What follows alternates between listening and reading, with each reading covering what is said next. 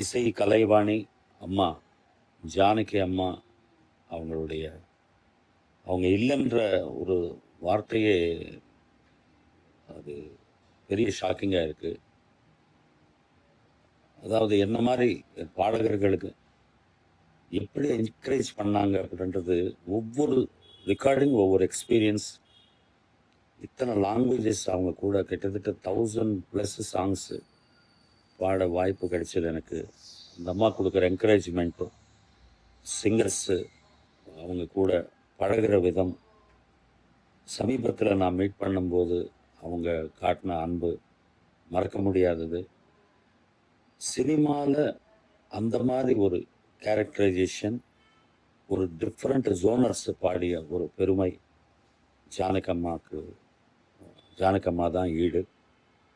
அம்மா இல்லைன்றது தாங்க முடியாத ஒரு இது. அவங்க ஆன்மா சாந்தி அடைய இறைவனை வேண்டிக்கிறது தவிர நம்ம என்ன செய்ய முடியும்?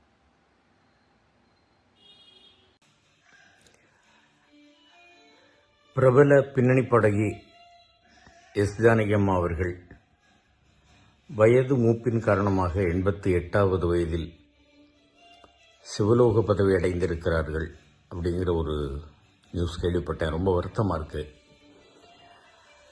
ரொம்ப தன்மையானவர்கள்.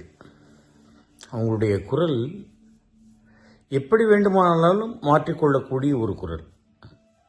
சிங்கார வேலனை தேவா அந்த பாட்டில் எல்லாம் அவ்வளோ ஹை பிச் இருக்கும். அப்புறம் ஒரு ஃபங்க்ஷனில் அவங்க ஆண் குரலில் பாடினாங்க. அப்புறமா சின்ன குழந்தை மாதிரி டேடி டேடி ஓமை டாடி, இந்த மாதிரி இன்னும் எண்ணற்ற பாடல்கள் சொல்லிக்கிட்டே போகலாம்.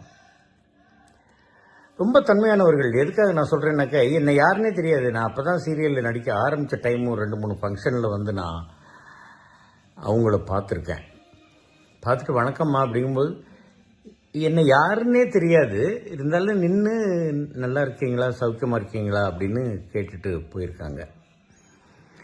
பாம்பேயில் என்னுடைய சகோதரி கணவர் சபா வச்சுருக்கும்போது பல தடவை அவங்க அங்கே போய் கச்சேரிக்கெல்லாம் போயிருக்காங்க. அவ்வளவு தன்மையாக அந்த ஃப்ளைட்டில் கொடுக்கக்கூடிய அந்த சாக்லேட்ஸ் இதெல்லாம் கூட கொண்டு போய் எங்கள் சகோதரி குழந்தைகளுக்கு, அப்போ சின்ன பையன்களாக இருந்தாங்க, அவங்களுக்கெல்லாம் கொண்டு போய் கொடுப்பாங்க அப்படின்றது எல்லாத்தையும் எங்கள் சகோதரி சொல்லியிருக்காங்க.